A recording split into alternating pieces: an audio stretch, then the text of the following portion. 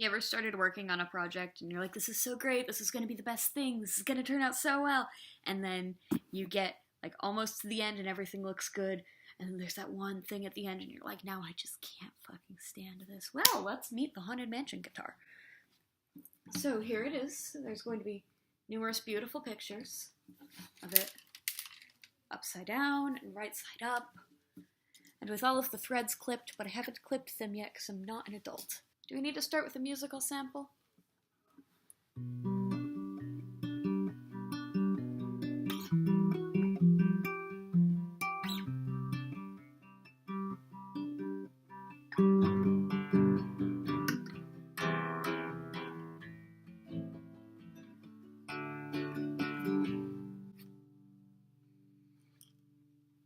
I'm not like some fantastic guitarist, so you're not going to get anything just outstanding from me, including this guitar. So this guitar, let's start with the beauty that is the guitar. The base of this guitar is the cheapest playable guitar that you can purchase on Amazon.com and get free shipping with a Prime subscription. It is a guitar with a neck width for steel strings, but on a guitar body that is only capable of supporting nylon strings. While this guitar was sold to me as a steel-stringed guitar, I cannot in good faith sell it to you as a steel-stringed guitar.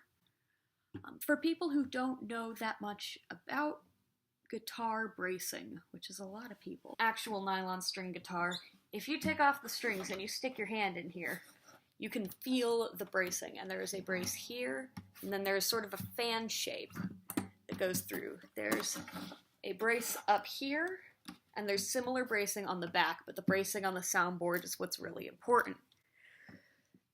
This is why when you see somebody drop their pick into an acoustic guitar, they spend the rest of their life doing this, trying to get it out. Well, the good news about this guitar is that if you drop your pick in it, you're not going to have any trouble getting it out, because there's a piece of brace right there.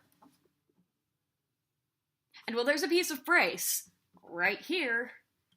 There's no fan, there's no other things. So you gotta be a little bit careful with that. It definitely affects the tone. But if you went on eBay to purchase a guitar painted like Disney's Haunted Mansion, you probably are not as concerned about tone as some other eBayers would be. Well, this is made of wood. If I wanted to, I could punch right through this. To be fair, if I wanted to do a lot of things, I could just punch right through them. There's not really a limit to what stops you from punching right through something. This guitar has a nylon-style classical headstock, which I have upgraded the peg head from tuners that were a very small diameter to standard classical guitar-sized tuners. This is important when you're putting nylon strings on a guitar because the larger diameter means you need to turn this fewer times to get the right note, which is a big deal when you have to tune this 600 times. Anyway, the new tuners are in a sort of old-fashioned banjo style. Much like the guitar, they are not high-quality tuners, but they absolutely get the job done. They get the note to the right pitch, they can raise and lower the note precisely, and they hold it there. The nut, this piece right here, is called the nut. It is not made of bone, it is not made of nylon, it is made of a cheap piece of molded plastic. Does that affect the sound, you might ask? A lot of things affect the sound. You're buying this guitar because it has the Haunted Mansion on it. You're not buying this guitar because it's a good guitar. Down here, on the bridge, you have the saddle made of a similar cheap molded plastic material. This is a soft plastic, and that's one of the reasons why I would not recommend this guitar for steel strings. Apart from the fact that there is no bracing under the soundboard means if you put steel strings on this guitar will fold in half. Roughly. Those are your things. It has 19, 12, 13, 14, 15, 16, 17, 18. It has 18 frets and a spot for a 19th, but you don't get that 19th fret. That 19th fret was not there when I bought this. That 19th fret is not going to be there when you buy this. I have so much contempt for this guitar, I'm not going to put another fret in there. You can look and you can see that unlike what this is sold as on Amazon.com, the fingerboard is not rosewood, it is in fact painted plywood, which matches the body, which is not, as they said, sapele, it is in fact plywood. The soundboard, however, has been somewhat upgraded over the original model in that I took a power sander and just brought it all the way down to the bare wood and then put a very, very minimal final paint job on it, which thinned it up a significant amount. I can feel it when I put my thumb in there. So that's handy, but let's get to the real things. You don't care what kind of guitar this is. You and I both know that. You just want to put it on your wall and have it look good. And I've got some news for you there, and not all of it's good. So, the fret markers are some high-quality stickers. They are in the abalone banjo style and are largely centered, but I didn't measure it, I just eyeballed it. These will come off cleanly if you don't like them, but let's get real, they look very cool. The soundboard itself has been painted in an actual blue sunburst, not to be confused with the sort of strange pseudo-sunburst that it had when I got it, with aerosol enamel paints.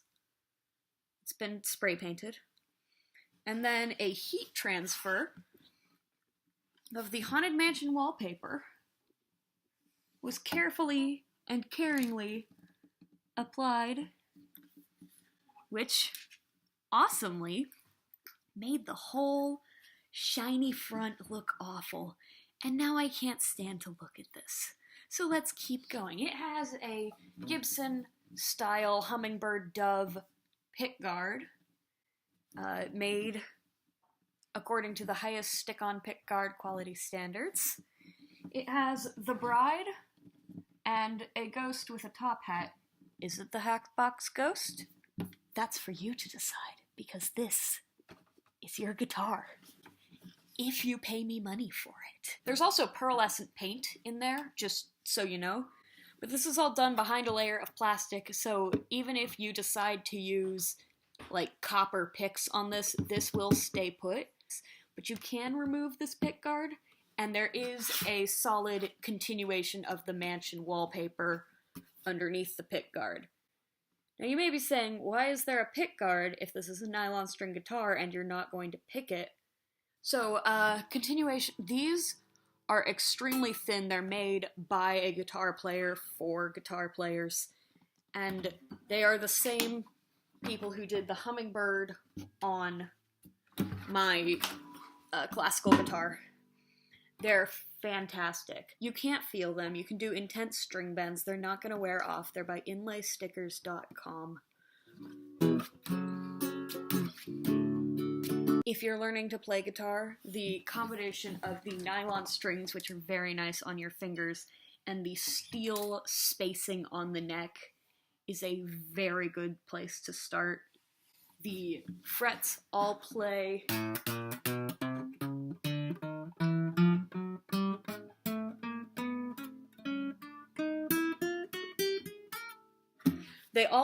accurate notes. That said, because we all know what's going to happen to this guitar, you and I know, and if you buy this guitar and you hang it on your wall and you appreciate it aesthetically without ever playing it, you will be fulfilling this guitar's purpose. This guitar's purpose is to get it as far away from me and to somebody who cares about it and who would appreciate it. That's what it looks like from a distance. That's what it looks like hanging up.